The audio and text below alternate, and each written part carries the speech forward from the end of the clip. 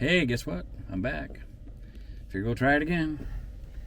I was talking up a storm on the last one, and it got up to 20 minutes. And I don't know if it ended at 21 or whatever, but I was flapping my gums pretty steady, so not a boring one. Like when I get driving sometimes, in the night especially, I know you can't see me when it's darker, and then if I get daydreaming, I'm not talking as much, and those ones are probably a little more boring. But the real time, real filming kind of stuff.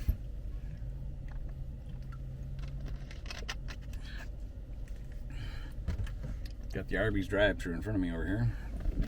I could probably show you a little peek at it. We'll turn it this way. See if you can see it. There's Arby's.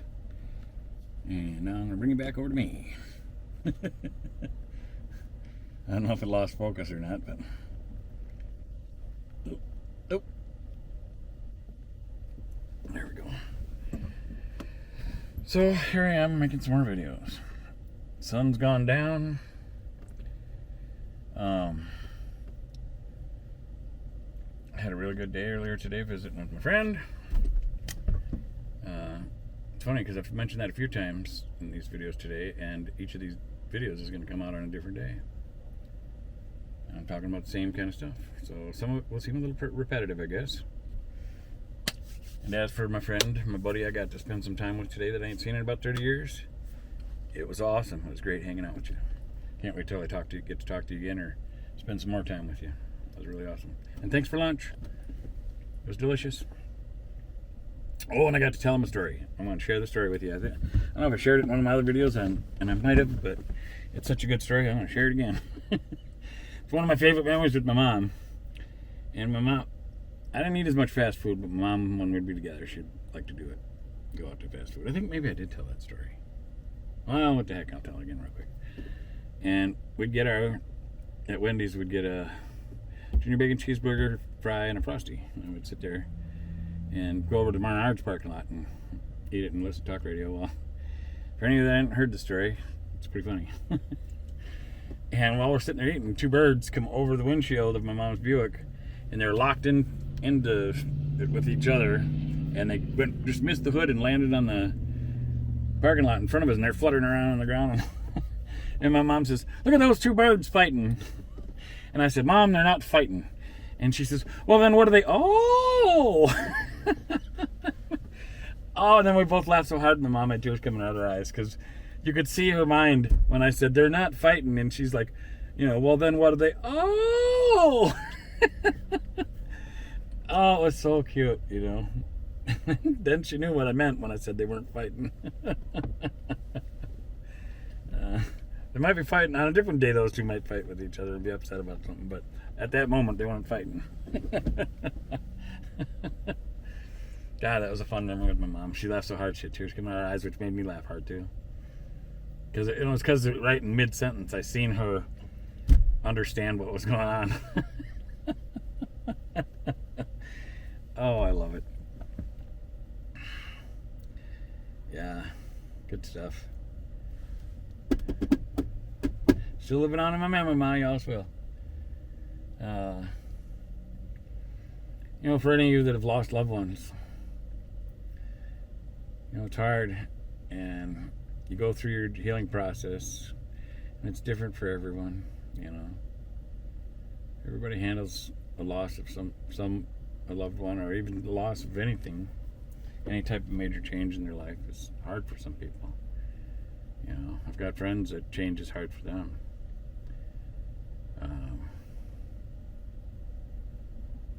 I don't like it either. But this time I'm looking forward to it. The change I'm going through now, because it's God driven. God's got me. I can feel it. What I'm doing, I'm supposed to be doing. Now I get nervous because I don't know how I'm gonna keep funding all this, but I ain't stopping. Not right now, anyway. Anytime I can see.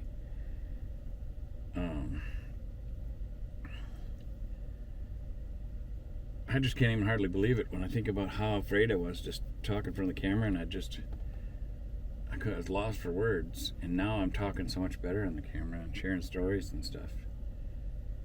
And this is how I am with my friends. You know, I get talking away about stuff. But now I've got to learn something new.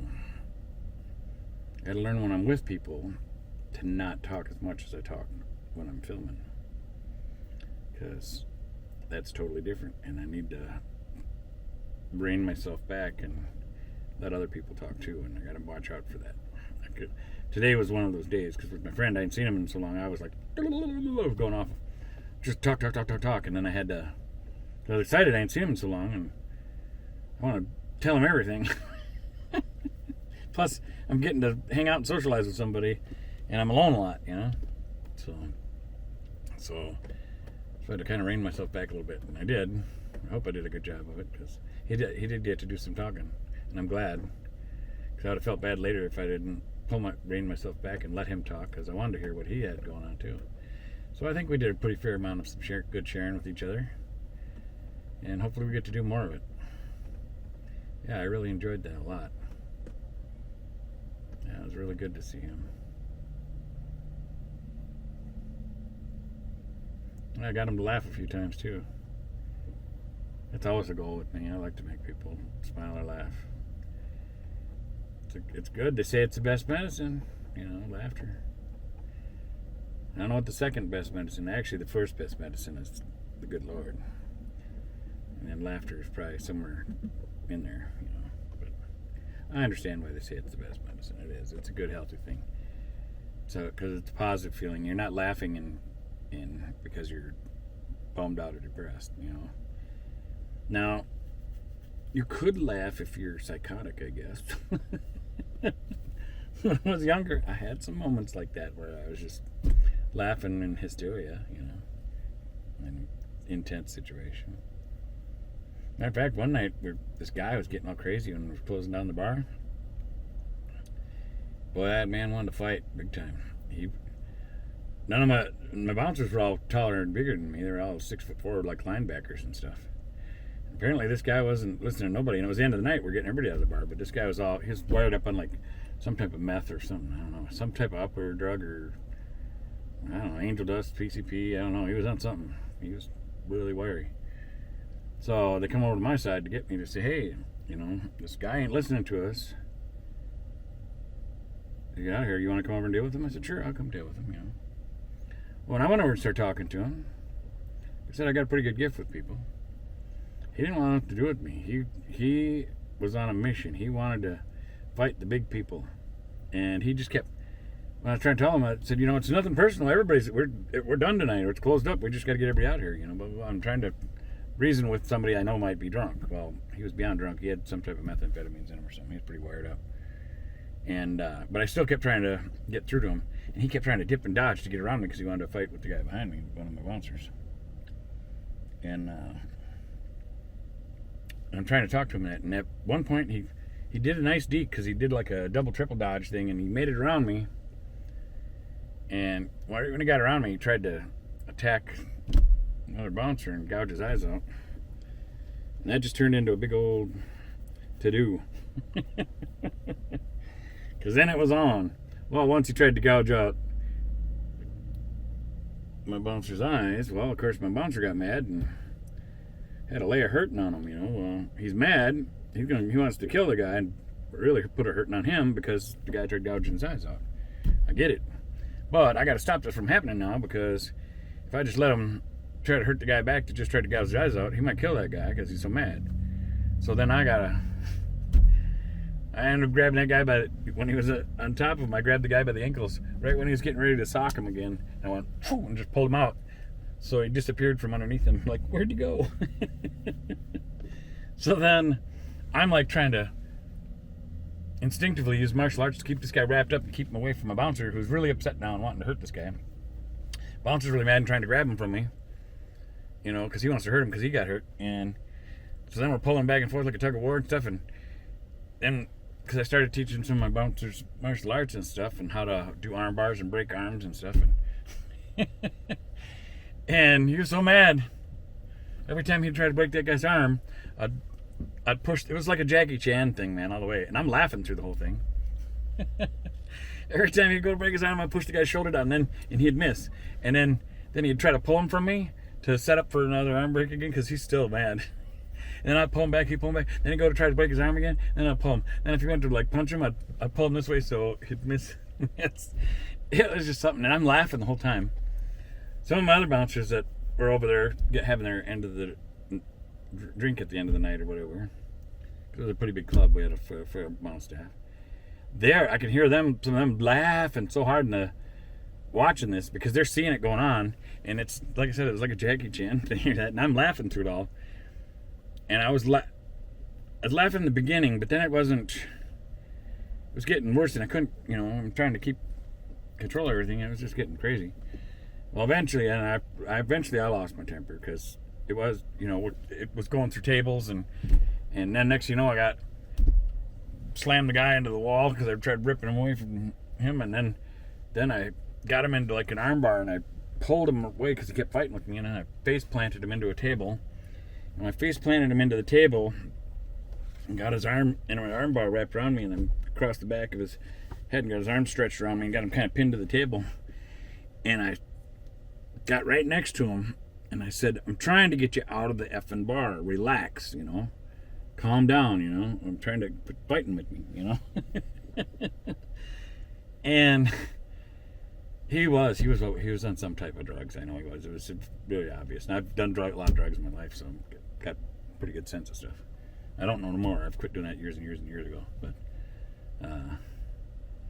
and I tried getting out of there with him at that point. Then when I was trying to drag him out of there, I got him on my arm. I took off running with him because I know my other bouncer still wants to put a hurting on this guy.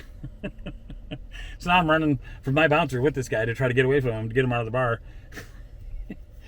And my other bouncer pulled my aspartame, and I felt somebody. I didn't know who it was at that point, because I didn't know, maybe it was this guy's friend or something gonna put a hurting on me or something. I don't know who's attacking me from behind.